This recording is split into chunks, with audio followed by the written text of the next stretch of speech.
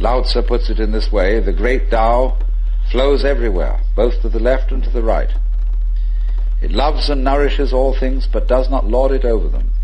And when merits are accomplished, it lays no claim to them.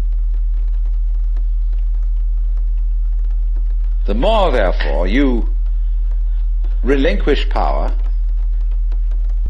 trust others,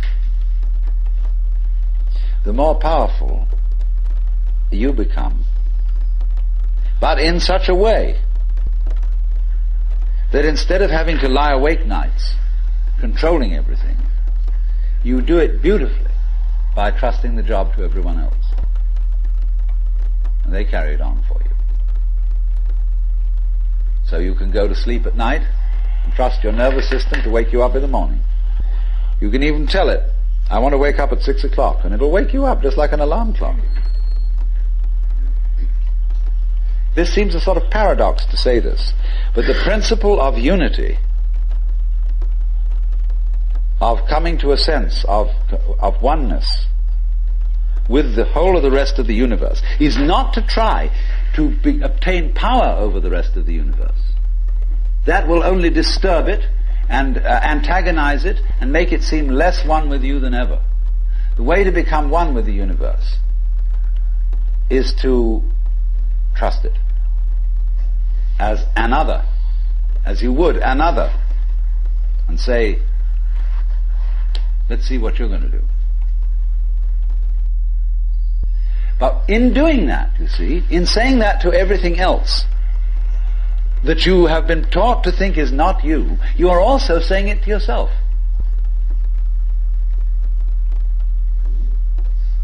Because finally, as I pointed out, you do not know where your decisions come from.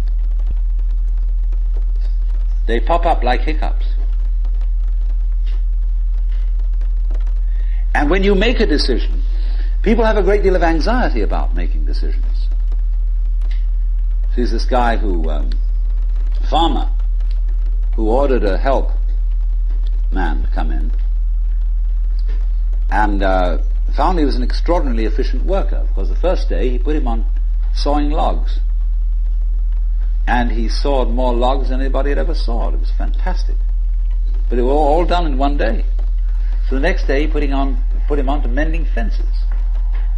And there were all kinds of broken fences around the farm, and in one day he had the whole thing done. So he thought, what am I going to do with this guy? So he took him down into a basement and said, look, here are all the potatoes that have come in from this harvest. And I want you to sort them into 3 groups. Those that we sell, those that we use for seeding, and those that we throw away. So he left him at that. At the end of the day, the laborer came back and said, well, that's enough, mister. I quit. Oh, he said, you can't quit. I've never had such an excellent worker. I'll raise your salary. I'll do anything to keep you around here. I said, no. It's all right mending fences and chopping wood, but this potato business is decision after decision after decision after decision.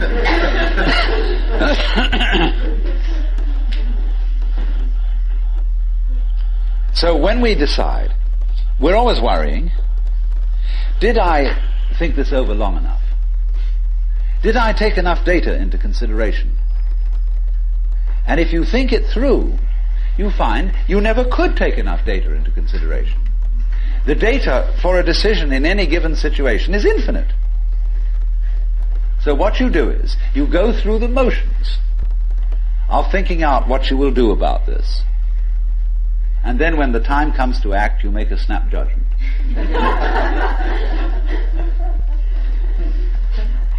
I mean, I'm speaking a little extremely, making some fun of it and so on, because after all, we do occasionally get the vague outlines of things and make a right decision on rational grounds.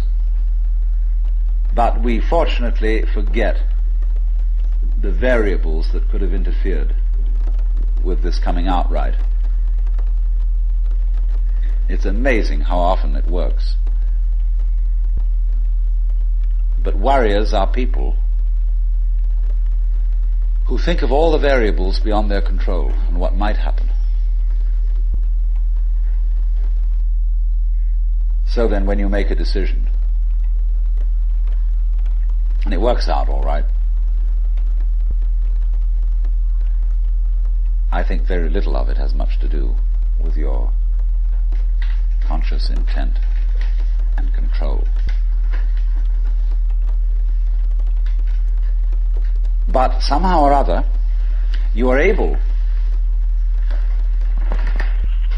to decide and control things more harmoniously if you delegate authority. That's why very great businessmen are those who can delegate authority. Trust others to work for them. Because those are people developing businesses on the same basic structure that is fundamental to a living organism. Delegation of authority. It loves and nourishes all things, but does not lord it over them. And you see, then, what is happening is this.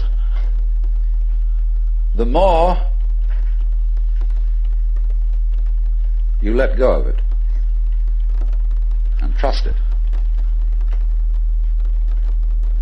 as if it were quite other than you,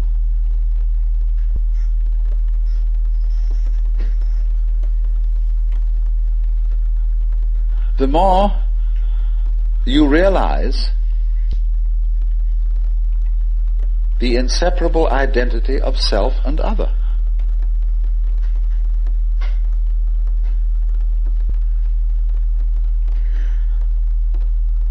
To go back, if you try to find the identity of self and other by subjecting other to self, no go. If, on the other hand, you find it through giving self, that is control, over to other, and trusting that, you may make a mistake. You may make a bad gamble. But in the long run, you're acting on a principle which has the backing of evolution. This is the way biological evolution goes on. Constant delegation of authority. That's why, obviously, the democracy is superior to the monarchy.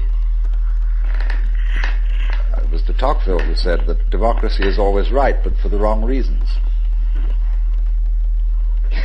Because there is operating in a democracy the principle that Buckminster Fuller calls synergy. And synergy is the intelligence of a highly complex system, the nature of which is always unknown to the individual members. Because that goes back again to this point, that we're always entering a new environment. We don't ever know fully what the new environment is, because the only environments we know are the past ones. There is always then operating in the development of cellular life on any level a new way of organization, higher than any existing form, and we are not aware of it until after it's happened. If you ever saw, for example, the film Kon-Tiki, this man figured out a few things as to how to make a balsa wood raft to sail from South America to the Pacific Islands. But once he had set this in motion, he discovered that all sorts of unexpected factors cooperated with him. That when the wood got wet, it expanded so that the ties bit into it and held it completely secure. He had never expected that. And he found that as he sailed along, a flying fish would simply alight flat on the deck every morning for breakfast. That all kinds of natural factors, it was just, he had touched a key where he was flowing with the course of nature, and everything cooperated with him. Because he had touched the key. He had made the act of faith. And he was just picking up, in other words, a practice which had been hundreds and hundreds of years ago, had been followed by others who had worked it out by their great ecological awareness.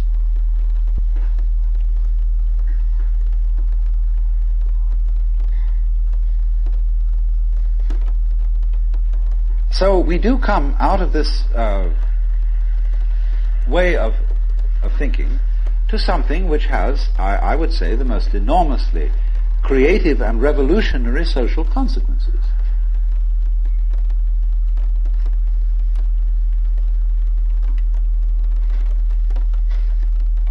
That it has become not virtuous,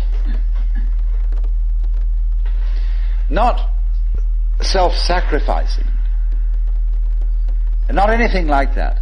It has become the hardest practical politics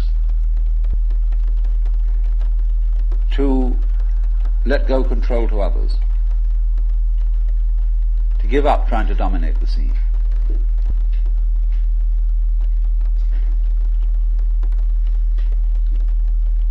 Also, in a parallel way, it has become at this time in our history very much hard practical politics.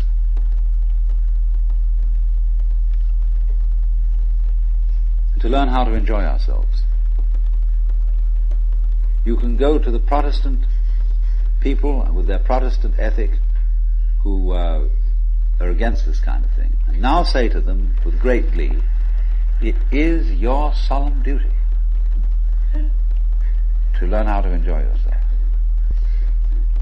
Why? Because in an age of leisure, people have really got to know how to enjoy themselves. Because if they don't, they'll smash the whole future of the human race.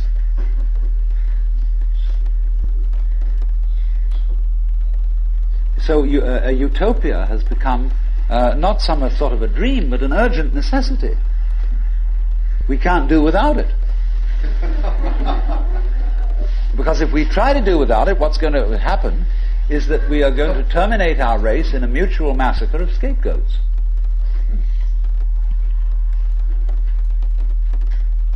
And so the present paranoia in the United States that is going on, where everybody is thinking up a new scapegoat and how great it will be to demolish them or get them out of power, all this kind of bickering and right and left politics has become irrelevant, because we now have the opportunity of trusting our own intelligence, our own technology,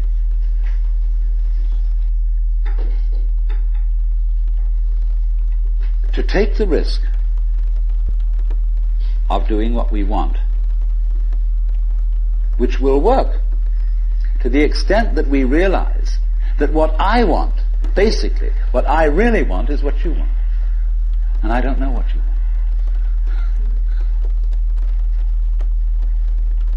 Surprised me.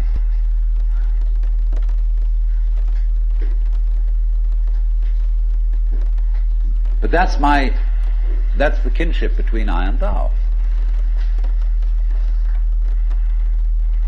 So when I ask, I go right down to the question, which we started with. What do I want? The answer is, I don't know.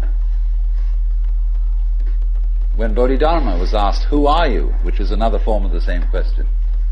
He said, I don't know. Planting flowers to which the butterflies come. Bodhidharma says, I know not. I don't know what I want. Well, when you don't know what you want, you've reached the state of desirelessness.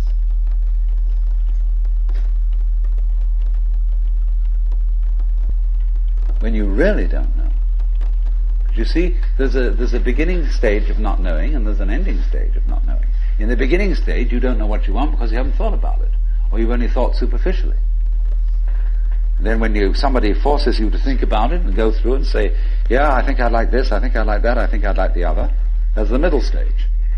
Then you get beyond that. Say, is that what I really want? In the end you say, no, I don't think that's it. I might be satisfied with it for a while, and I wouldn't turn my nose up at it, but it's not really what I want. Why don't you really know what you want? Two reasons that you don't really know what you want. Number one, you have it. Number two, you don't know yourself, because you never can.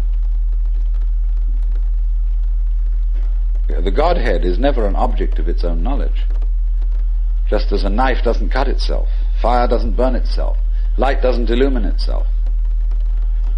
It's always an endless mystery to itself. I don't know. And this I don't know, uttered in the infinite interior of the spirit,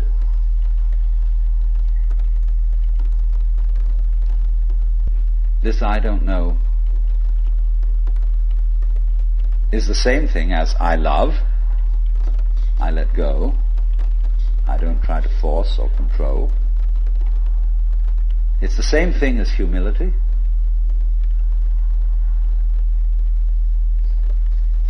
And so the Upanishads say, if you think that you understand Brahman, you do not understand, and you have yet to be instructed further. If you know that you do not understand, then you truly understand. For the Brahman is unknown to those who know it, and known to those who know it not.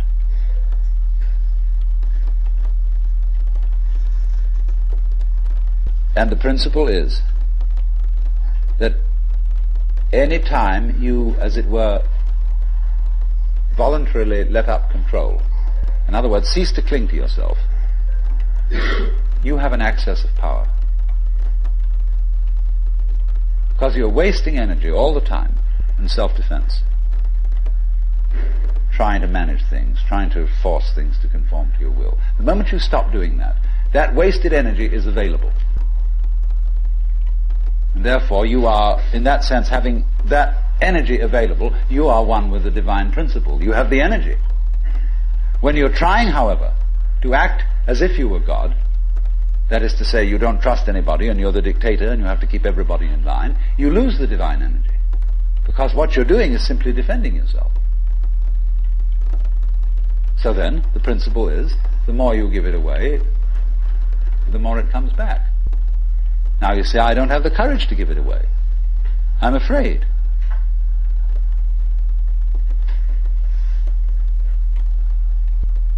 And you can only overcome that by realizing you better give it away, because there's no way of holding on to it. The meaning of the fact, you see, that everything is dissolving constantly, that we're all falling apart, we're all in a process of constant death, and that the world we hope men set their hearts upon turns ashes, or it prospers, and like snow upon the desert's dusty face, lighting a little hour or two is gone. You know, all that Omar Khayyam jazz. You know, the cloud-capped towers, the gorgeous palaces, the great globe itself, I, all which it inherits, shall dissolve, and like this insubstantial pageant fade, it leave not a rack behind. All falling apart. Everything is. That's the great assistance to you. See, that fact that everything is in decay is your helper. That is allowing you that you don't have to let go, because there's nothing to hold on to. It's achieved for you, in other words, by the process of nature. So once you see that you just don't have a prayer, and it's all washed up, and that you will vanish and leave not a rack behind, and you really get with that, suddenly you find you have the power. This enormous access of energy. But it's not power that came to you because you grabbed it. It came in entirely the opposite way. And power that comes to you in that opposite way is power with which you can be trusted. Of course, what we've been talking about is not so much a set of ideas as an experience, or shall we say experiencing. And this kind of seminar, in comparison with encounter groups or workshops of various kinds, or experiments in sensory awareness, is now being called a conceptual seminar. although I'm not talking about concepts.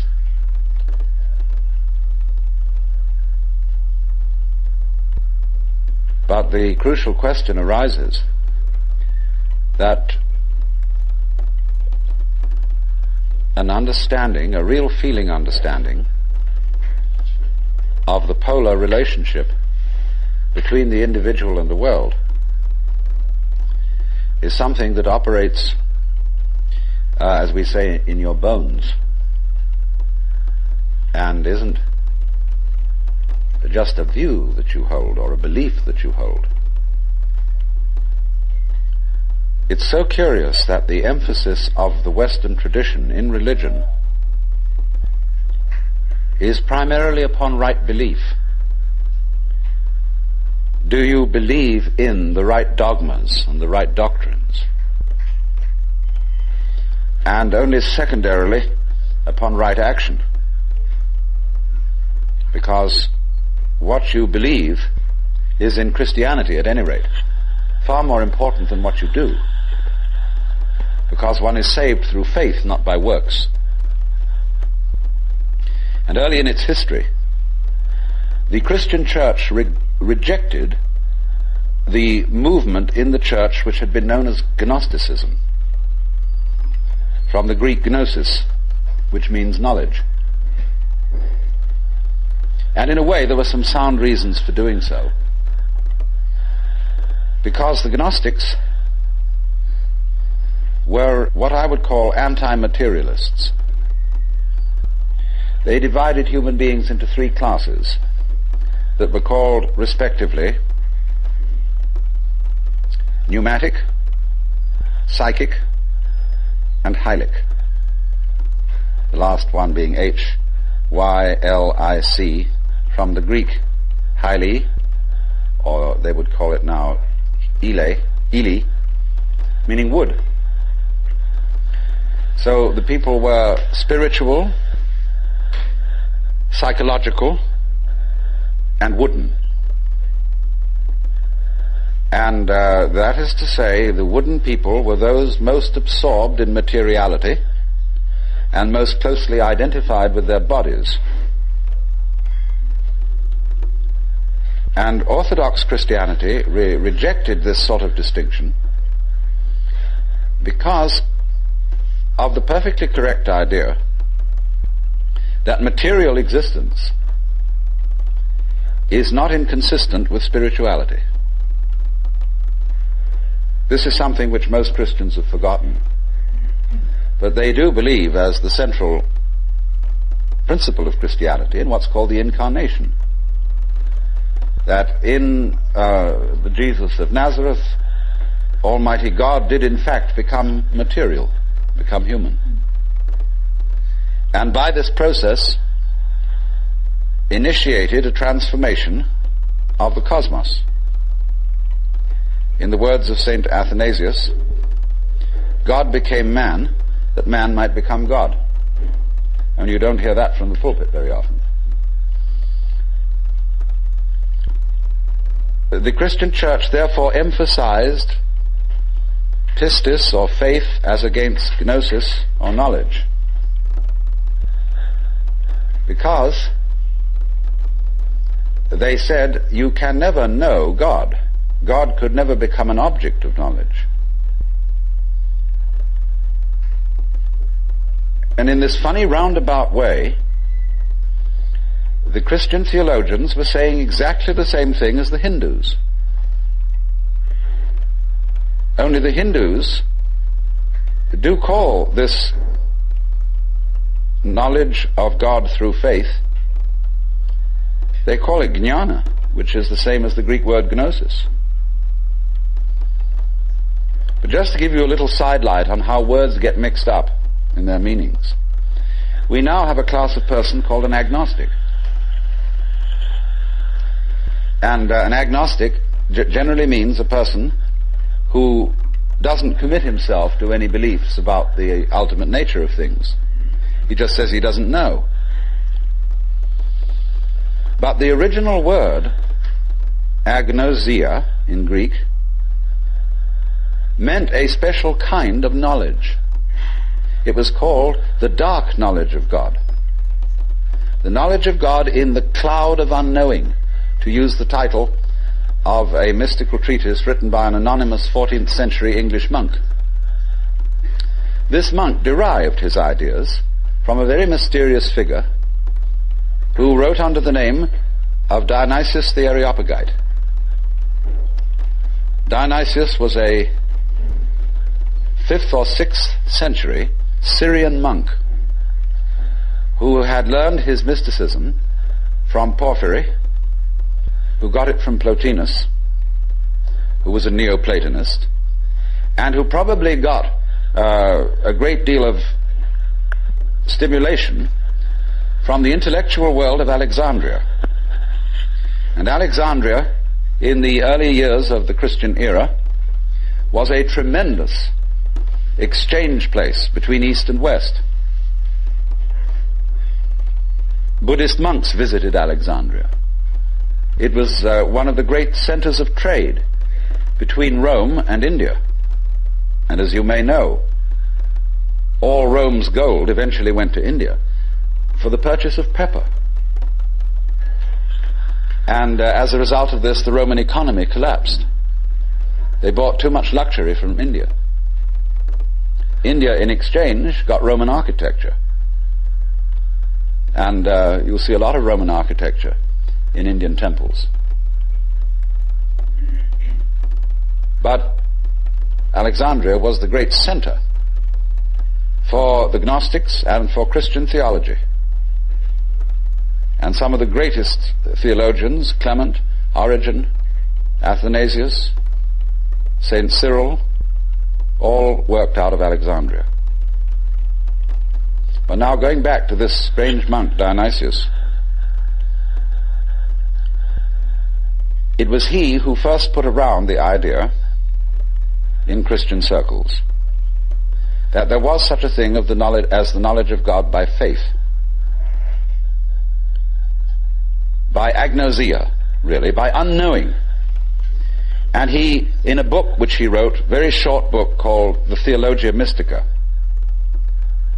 he wrote a treatise on the higher knowledge of God, which might be quoted directly from the Upanishads in certain parts of it. The last section of it reads like the Mandukya Upanishad, because it's a series of negations. It says what God is not. And he goes very far, because he says that God is not one. He says our idea of unity falls far short of what God is. So does our idea of Trinity.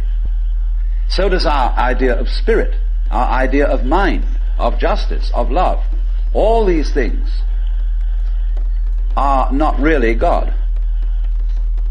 And he says in another place, if anybody, having seen God, understood what he had seen, what he would have seen would not have been God, but some creature of God, less than God, some sort of angel or something like that.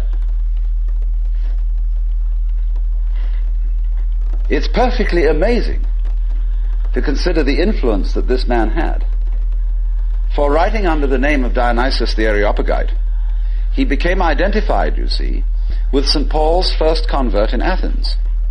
And legend has it that he was the first bishop of Athens and was martyred in Gaul, where he's known as St. Denis. But St. Thomas Aquinas looked upon the writings of Dionysius the Areopagite as having the highest authority. And you could, if all the texts of Dionysius's work had been lost, you could restore most of it from quotations in St. Thomas. He wrote really two very important books. One was the one I said, the Theologia Mystica. The other was called the Divine Names. And these two books presented the two phases of his theology. The book called the Divine Names was a discussion on the nature of God in terms of what God is like, by analogy. And this kind of knowledge of God he called kataphatic, from the Greek pheme, to speak or say, kata, meaning to say according to, that is to say, to speak by analogy. Where he used, though, entirely negative language about God, this sort of discourse was called apophatic. And the word apo meaning away from, to talk away from.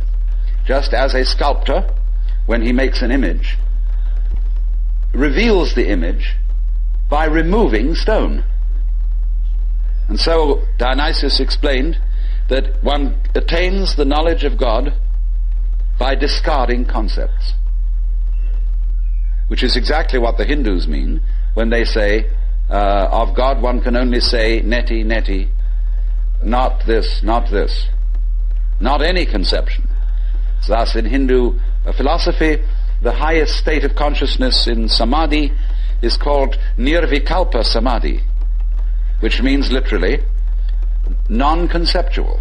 Vikalpa means a concept. Nir is a negation. So the non-conceptual knowledge. Now, people have greatly misunderstood this. They have imagined that unknowing the state of the highest contemplation was the acquisition of a blank mind,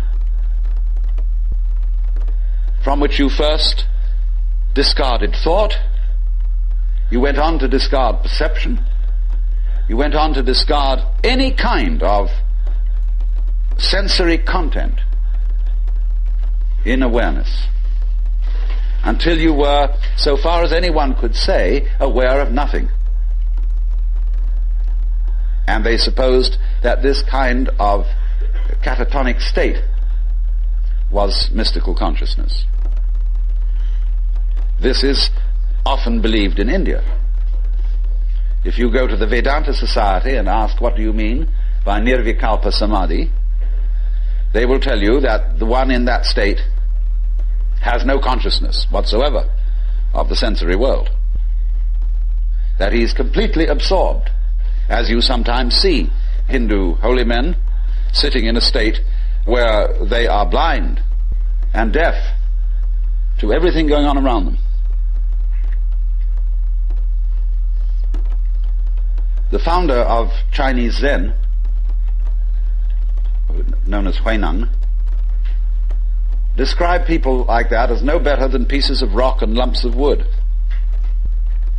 He said it's a very serious mistake indeed to confuse sunyata, the Sanskrit word for the great void, which is both the ultimate reality and the consciousness thereof. He said it's a great mistake to confuse it with nothingness. It is rather to be thought of as space, or like space, because space is not empty. It contains the whole universe. And so in the same way, the state of mind of a person who is truly enlightened is not empty. It contains everything.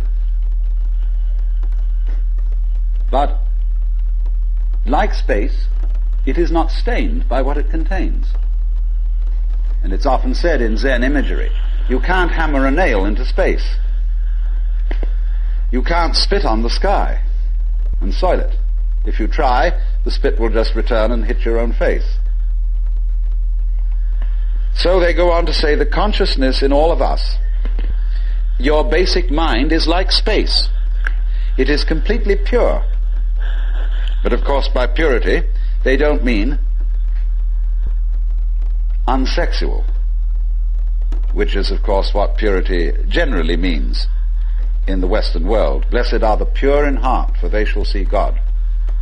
A person who's pure in heart is generally understood as one who never has any naughty thoughts. You know what naughty means? It means vain, negative, empty. A naughty person, therefore, is one who doesn't amount to anything, who's just nothing. That's the real meaning. But this misunderstanding of the nature of contemplation existed not only in India, from which it was transmitted to China, but also in the West. You read many treatises on Western mysticism, and there's still the feeling that getting into a deep, deep trance, sometimes called rapture, Again, the word rapture has undergone some transformations. We talk about rapture as people being beside themselves with pleasure. But to be rapt means to be taken away from the body. So also ecstasy we now interpret as meaning in a state of high pleasure. But it means to be outside yourself, to stand outside yourself. Your soul has left you, it is with God. As Arabs say of all crazy people, be kind to them. They're not here, their soul is with God. But actually, if it can be true, as Buddhists say, that nirvana and samsara are one, and if it can be true, as Christians say, that the spirit can be made flesh, the word can be made flesh, then obviously the highest form of man is not sitting in a trance like a lump on a log, with a perfectly blank mind. Because if that were the highest state of consciousness, it would be an exclusive state of mind, a state of mind that shuts out life. And in that sense it could not qualify for being what the Hindus call non-dualistic. They always speak of the highest reality as being not one, because one excludes many. Not nothing, because nothing excludes something. Not being, because being excludes non-being, and vice versa. And so they use this word non-dual to mean that which doesn't exclude anything, which, as it were, has no outside. As we say, space has no outside. You can only have outsides inside space. You can't have any outsides outside space. There is no outside space, even though space may be curved and finite.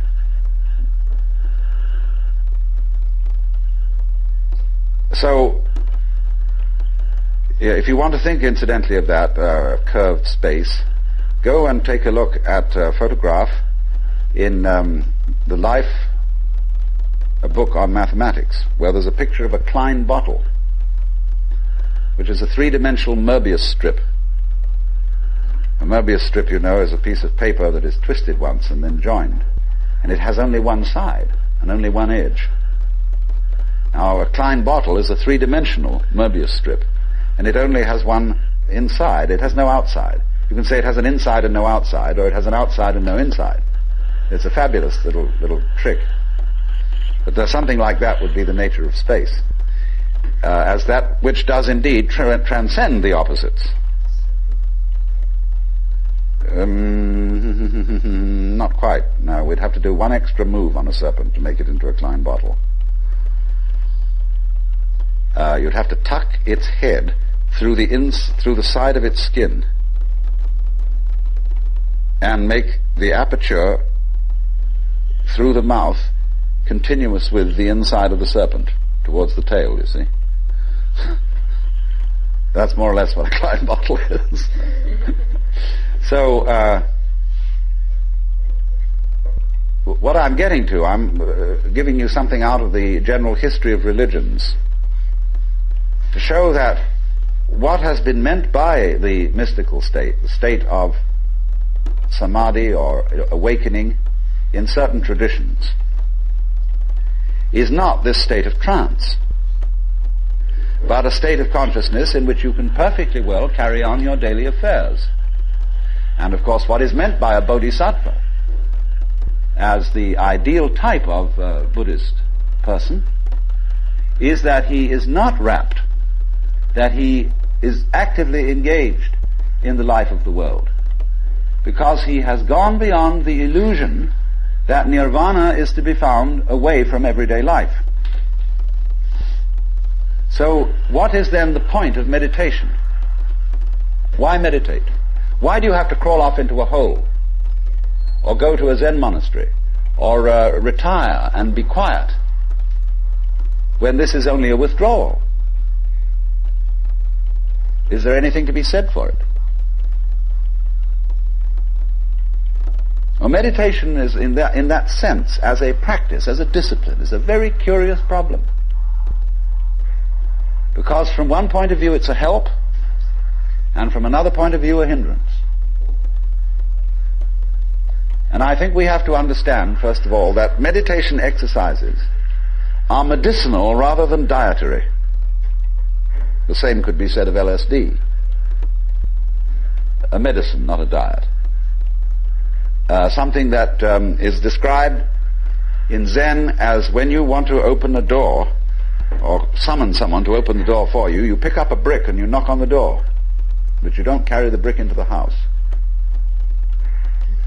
When you need a raft for crossing a stream, you cross the stream on the raft, but you leave the raft on the bank at the other side. You don't go carrying it around.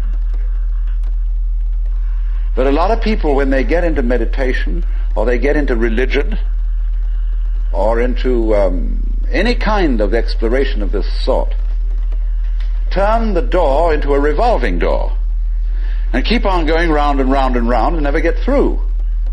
They say what a gas it is to be in this revolving door. So I think a good definition of a parasite is the person who goes through a revolving door on someone else's push.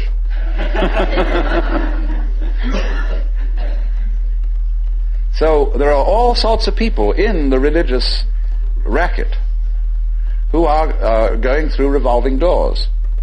And they're very bitter about people who walk right through and leave the door behind, because they say, well, you haven't paid enough respect. You must really understand religious one-upmanship. It's a tremendously important thing. And don't be caught out by this, because what happens is there's a little game going on which I'm going to initiate you into.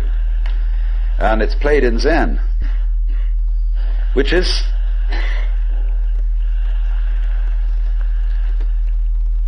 it works like this. If you go to a teacher and ask for spiritual instruction, or even if you come to a seminar like this, you are, by doing that, confusing yourself, because you are looking for what you're asking for outside, as if someone else could give it to you, as if you didn't have it. So the teacher knows that as long as you do that, you haven't understood. But he doesn't just tell you to go away. Or he may sometimes just say, go away, I'm too busy. And in any case, I can't tell you anything. Well, people won't take that for an answer. They won't take no for an answer. And furthermore, if he just said, go away, they would just find some other teacher who would exploit them and maybe keep them as followers for years and acquire a great deal of money by so doing.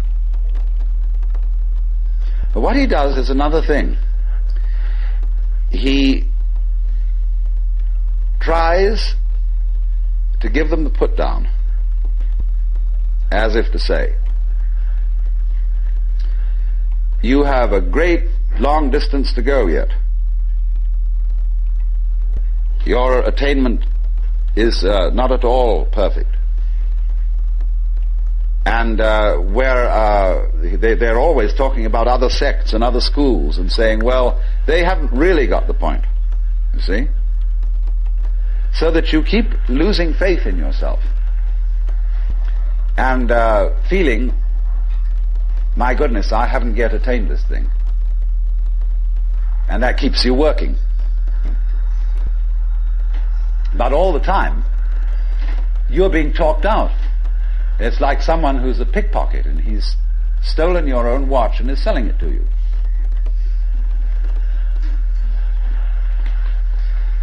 But just so long as you can be talked out of yourself, you deserve to be.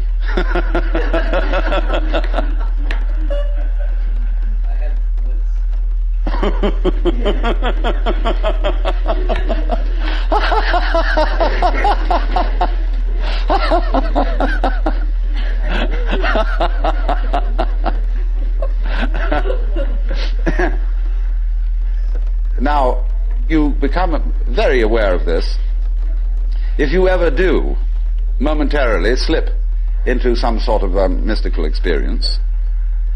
You become aware of this tremendous gamesmanship going on.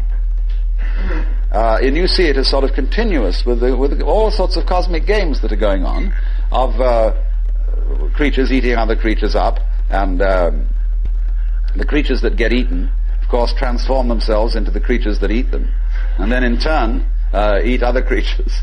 And you see the whole hide-and-seek game going on, and then you realize very clearly that the state of development that you are in now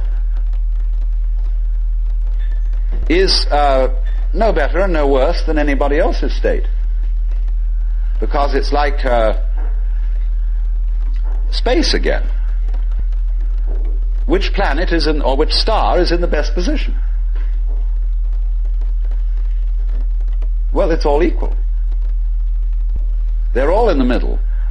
Any one can be considered as the center one. Any point on a sphere is the center of the surface of the sphere.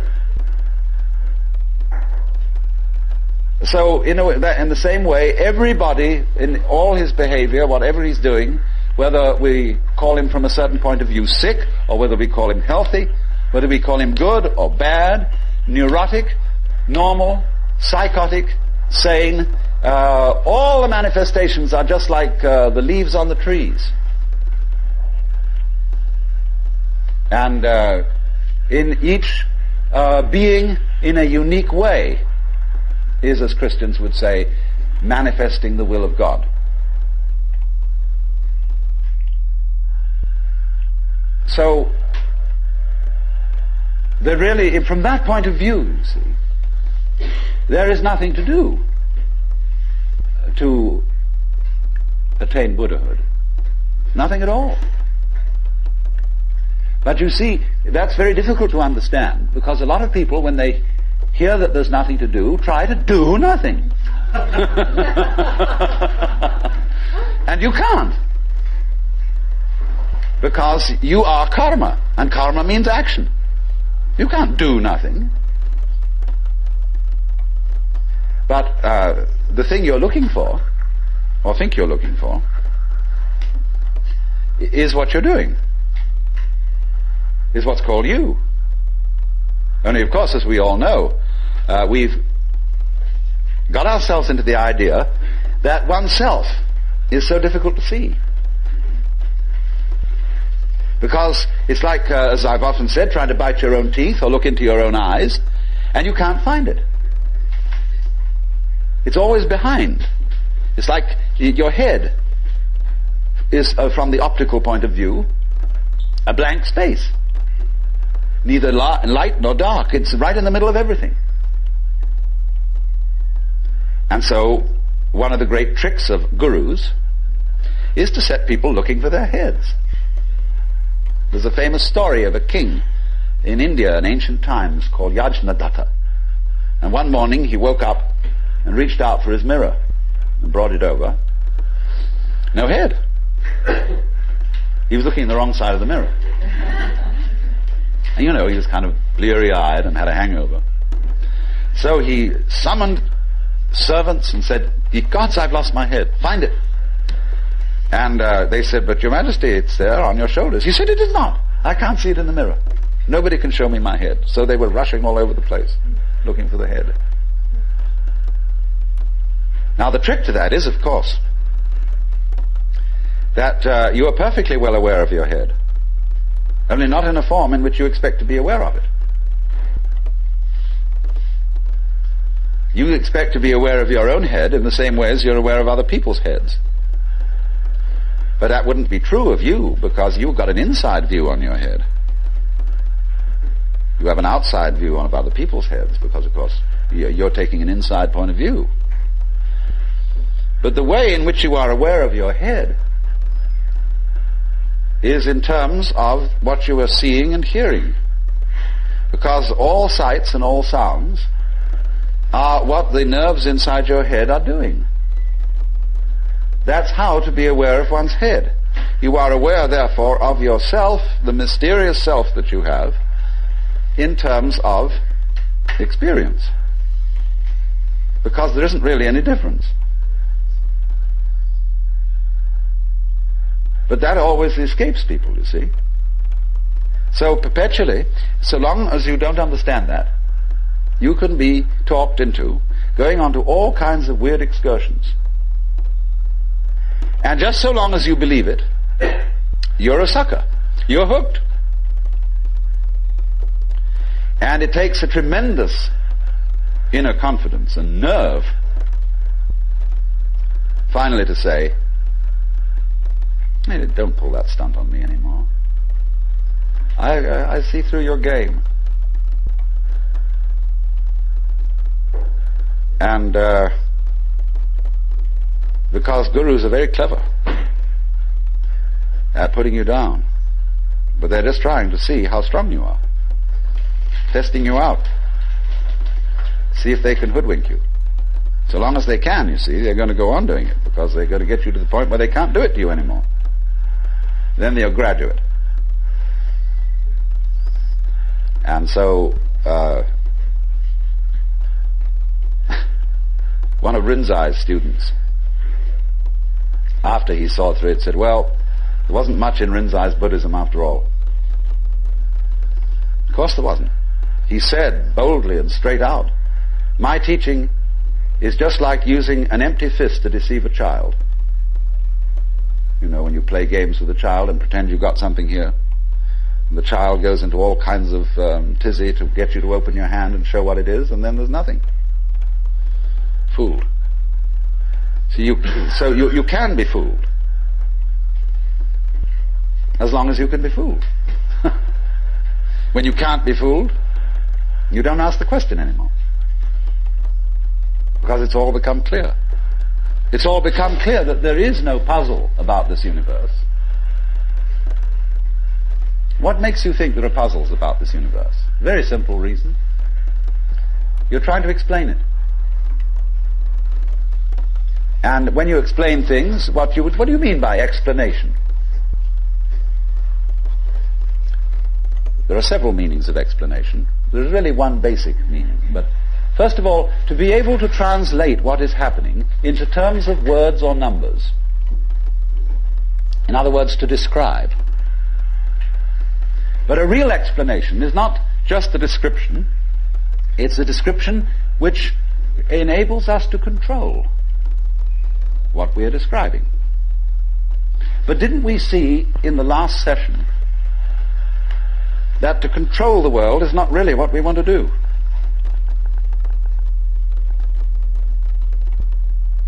So that if all explanations have as their function enabling us to control things, then maybe an explanation isn't what we wanted. And furthermore, you can very simply see that what makes things complicated is explaining them.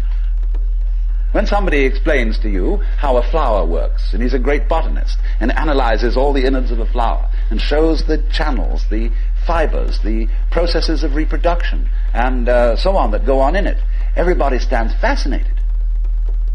See how complicated that is. How clever God must have been to create that flower, to have all that complexity going. It isn't complicated at all. It's only complicated when you start thinking about it. Because the vehicle of words is a very clumsy one. And when you try to talk about the processes of nature, what is complicated is not the processes of nature, but trying to put them into words. That's as complicated as trying to drink up the ocean with a fork. It takes forever. And so this intense complexity that we see in everything is created by our attempt to analyze it all. And so what we do is, you see, when we analyze, we use our eyes and ears as scalpels, and we dissect everything. And we have to put a label on every piece we chop off. And so we scalpelize, and we get it right down to atoms, getting finer and finer, and we suddenly thought, well, we've got to the end of it, because the word atom means what is not cuttable. Atomos. But then we found we could cut the atom. And lo and behold, big fleas had little fleas upon their backs to bite them. And it goes on forever. There is no end to the minuteness which you can unveil through physical investigation. For the simple reason that the investigation itself is what is chopping things into pieces. And the sharper you can sharpen your knife, the finer you can cut it. And the knife of the intellect is very sharp indeed. And the sophisticated instruments that we can now make, well, there's probably no limit to it. But in a way, all that is vain knowledge. In a way. Because you see, what it does is, it gives you the illusion that you've solved your problems. When you have controlled certain things, and you have solved certain problems, practical problems, you say, fine, more of that please. Let's go on solving problems. And then you do. You create a world of people, as we are today, far more comfortable than people who lived in the 19th century. Just remember the troubles of going to a dentist when you were children, or some of you when you were children, of medicine, of badly heated homes, of all sorts of things that we don't put up with anymore. But the problem is we keep running into this thing that all constant stimulations of consciousness become unconscious. And when we take it as a matter of course to have certain comforts, then we switch the level on which we worry. When you solve a whole set of problems, people find new ones to worry about. And after a while, you begin to get that haven't we been here before feeling. Aren't we just going round on a cycle and doing the same old thing over and over and over again because we don't realize that we're chasing our own tails?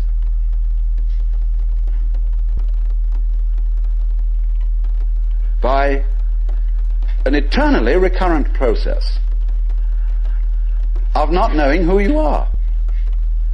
That is the hide and seek. That is the nature of what the Hindus call the Manvantara and the Pralaya, the period of the Manvantara in which the worlds are manifested, and the period of the Pralaya in which the worlds are withdrawn from manifestation.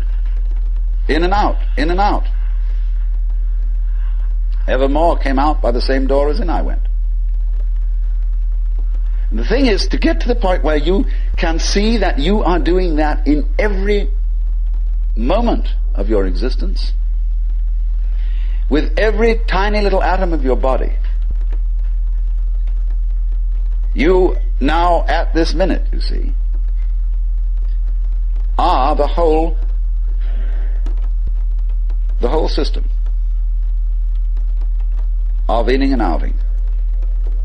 In other words, you often think perhaps, maybe a long, long time ahead, I shall reach the point where I wake up from manifestation and overcome the world illusion and discover that I am the supreme reality behind all this diversification. My friends, there is no diversification.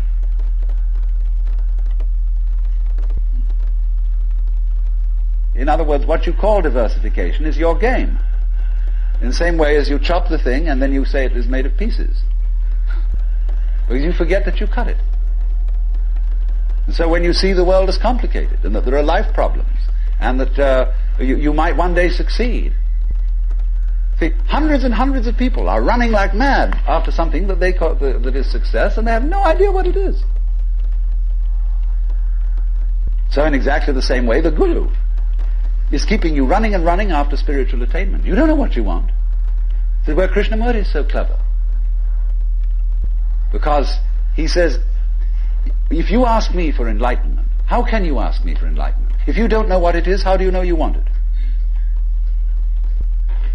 Is it any concept you have of it will be simply a way of trying to perpetuate the situation you're already in. If you think you know what you're going out for, all you're doing is you're seeking the past. What you already know, what you've already experienced. Therefore, that's not it, is it? Because you say you're looking for something quite new. But what do you mean new? What's your conception of something new? Well, you figure I can only think about it in terms of something old. Something I once had. So he doesn't say anything. He doesn't indicate anything positively. Everybody says, why are you so negative? Why don't you give us something to hang on to? Well, if the simple answer is it would be spurious. You don't need anything to hang on to. You're it. You don't need a religion.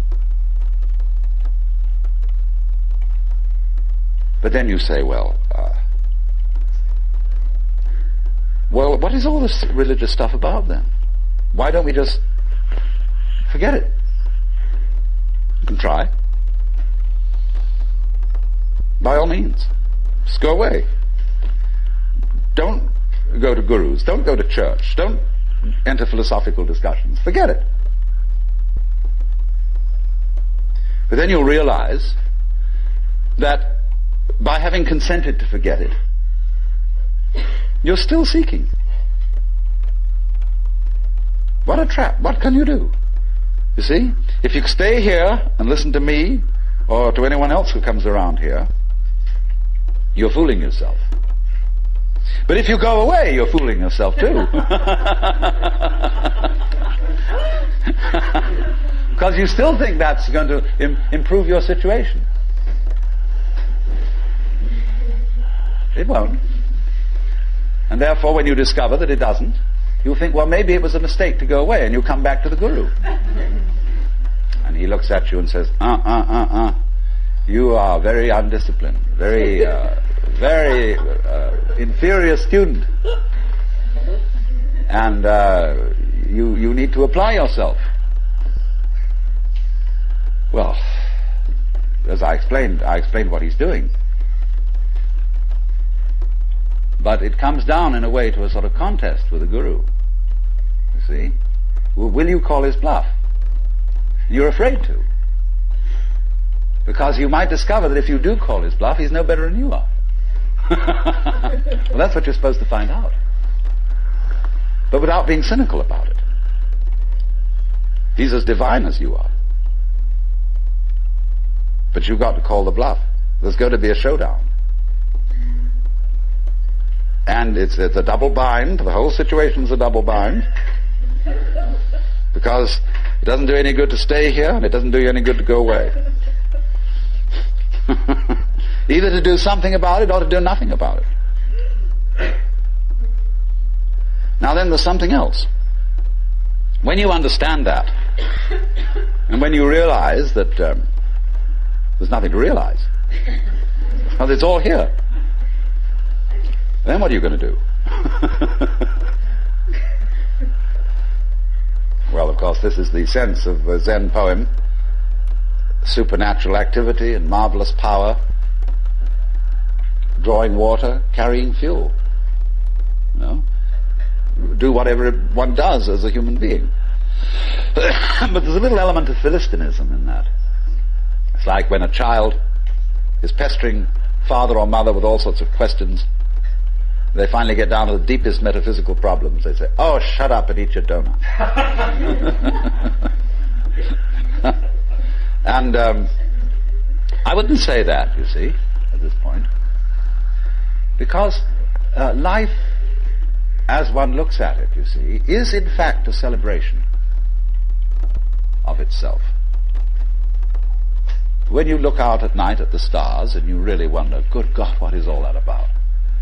Well, it's a firework display. And it's celebrating High Holy Day. It's whoopee. And the whole world is whoopee. It's a kind of exuberance. And therefore the proper function of religion is digging this. It's not seeking.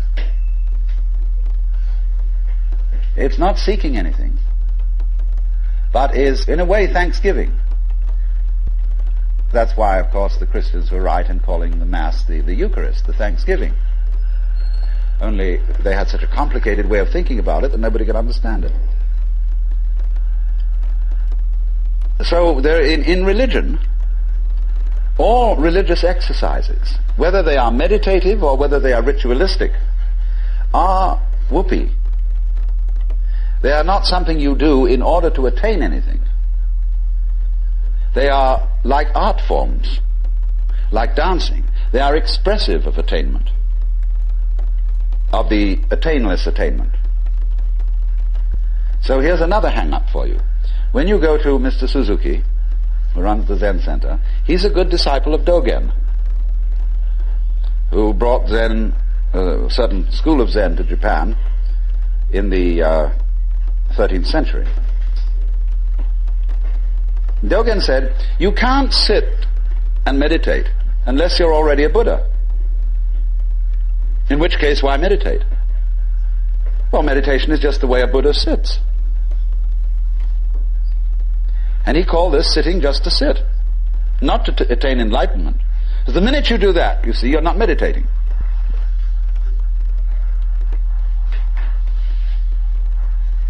So you only become a good meditator if you're not looking for anything. And therefore, you realize what a great thing it is to be able to sit. And what a great thing it is not to dissect the world with your analytical intellect. To be able to look out at the water or the trees or at the floor and the light on it in front of you without calling it light or floor or trees or thinking that it has parts or thinking that it's complicated. It isn't.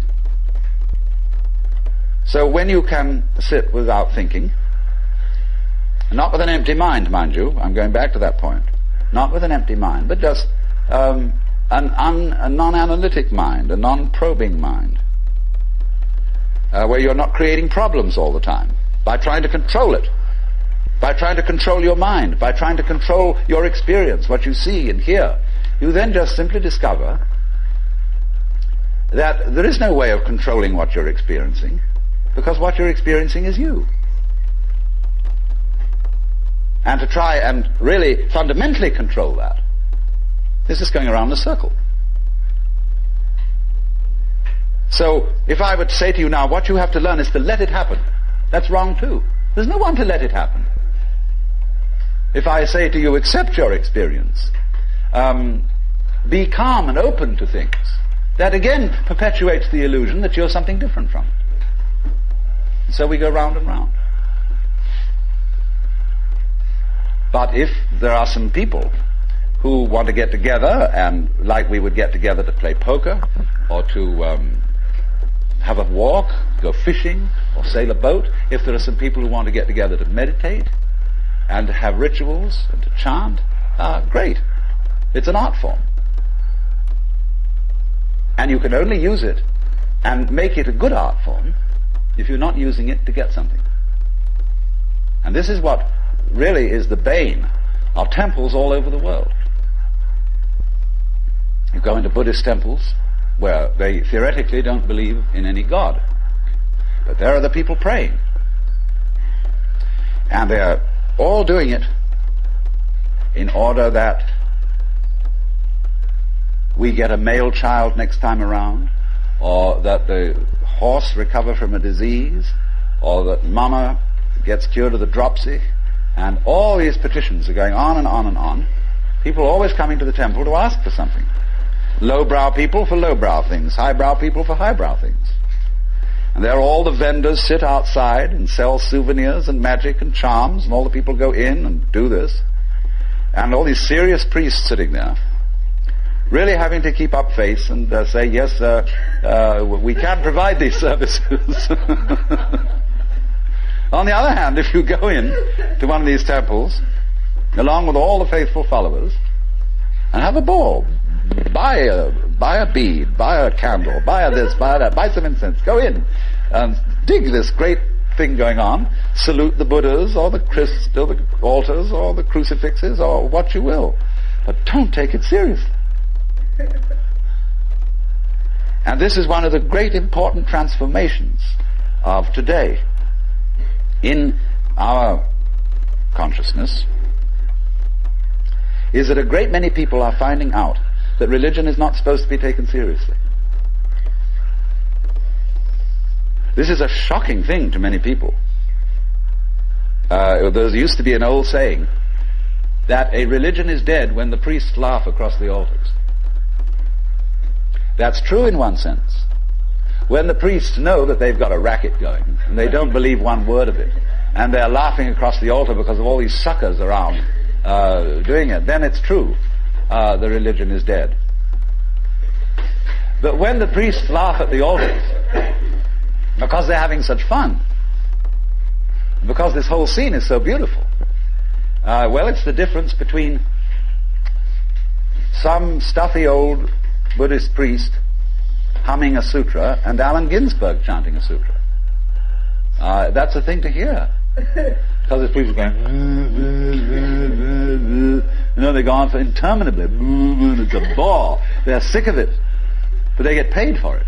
This is magical. But when Allen Ginsberg chants a sutra, everybody gets in a circle and he gets these little bells and they get going. It's just like a jam session where everybody is absolutely delighted. Well, that's the way to do it. And if you can't do it that way, forget it.